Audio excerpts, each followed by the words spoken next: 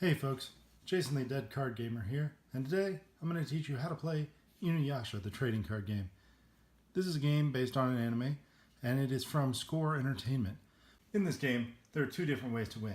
You can either steal all 10 of the Shikan Jewel Shards from your opponent. The other way you can win is by decking out your opponent. If they either need to draw a card or discard a card from their deck, and they can't, then instantly the game is over and you win. Now, let's look at the different parts of the card. There are actually a couple different card faces in this game, because halfway through production, they changed the way that the cards were formatted. We're going to use the newer format cards in this video, because they're a little easier to read. First up are character cards. At the top of the card, you'll see the name, usually followed by a comma, and then a surname. It's important to note the difference between the name and surname, because there are certain mechanics in the game that use both qualities. Below the name, you'll see 2 or 3 numbers in different colored hexagons. These are your character's stats. There are 6 different colors those hexagons could be. They represent different fighting styles. The numbers within those hexagons represent your character's aptitude in those different fighting styles. Below that, you'll see what's called the deck cost. This is actually the amount of cards that you need to discard from your main deck in order to play this card onto the field. Just above the text box, you'll see a line of attributes. Several cards in the game will reference these different attributes, which could be anything from good to evil, human to demon, cute or modern or feudal, and some of them are unique, which means that you can only have one of that named character on the field at a time. Not the surname, just the name. At the bottom of the card, in the box, you'll see the card's game text. This is any abilities that the character may have. Next up are the red cards, item cards. Again, at the top of the card, you'll see its name. Below the art, you'll see the deck cost. Next to that, you'll see any attributes it may have. Usually on items, that just means whether or not it's unique.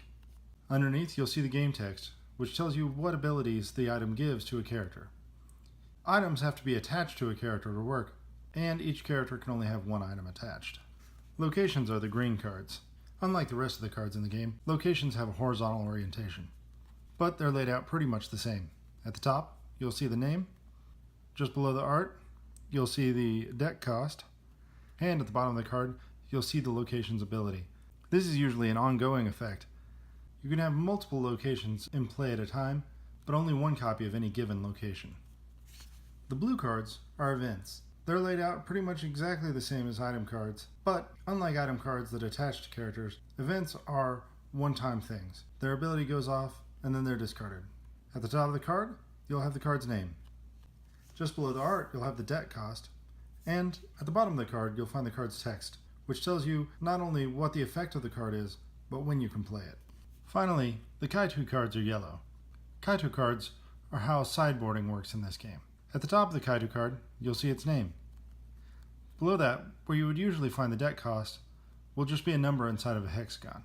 This is the number of cards that can be played underneath the Kaitu card.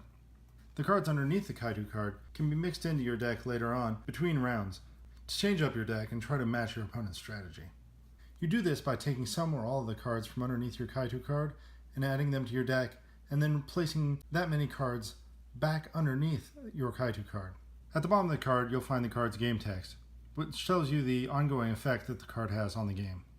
After you've shuffled up your deck and decided who's going to go first, you take the top 5 cards off your deck and set them aside.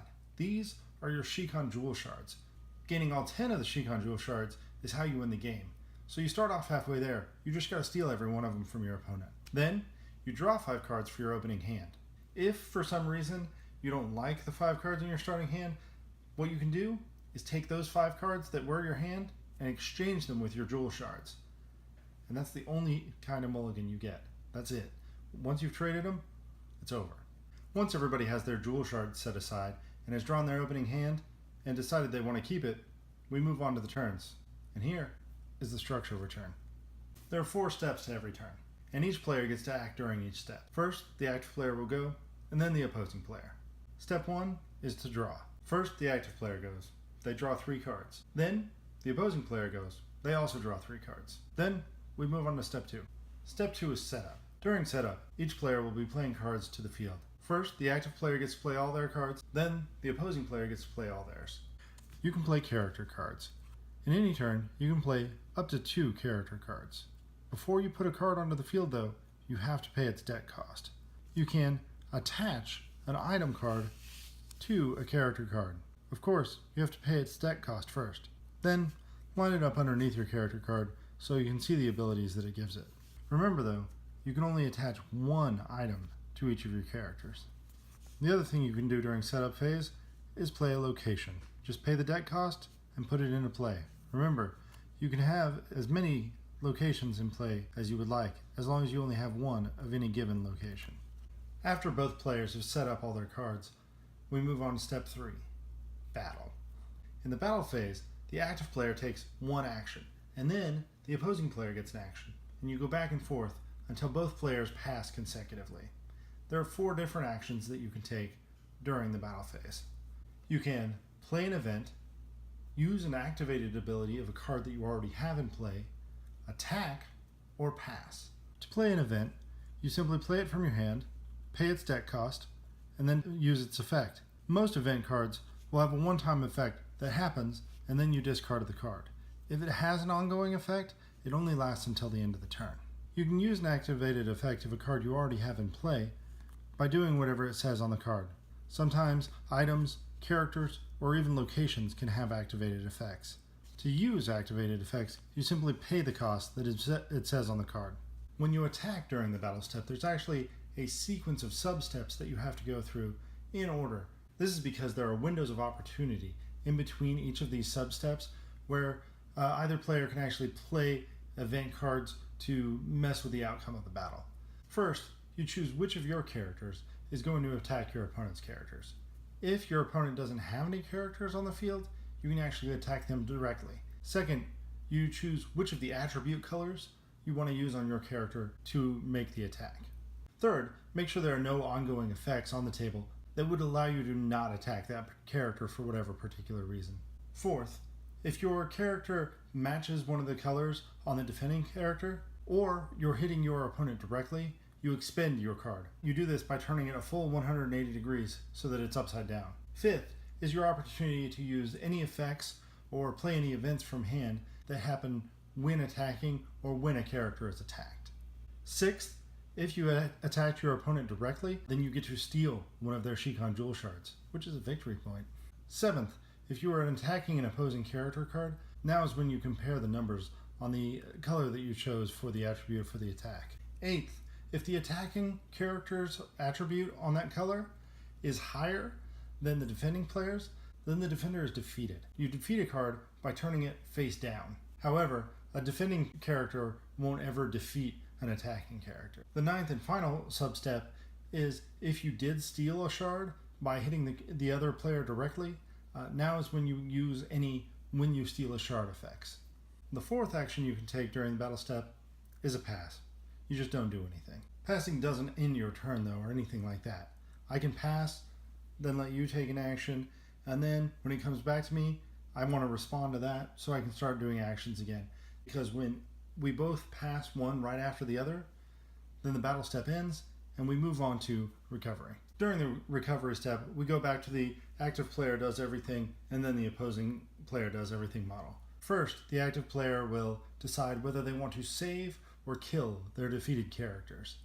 To save a character that has been defeated in battle, you have to discard from your hand another character card with the same name. It can have a different surname, but it has to have the exact same name. If you save a character, turn it back right side up. Or you can kill your characters. You don't save them, they die, and they just go to your discard pile. After you've saved or killed all of your defeated characters, you ready everything for the next turn. Turn it right side up again.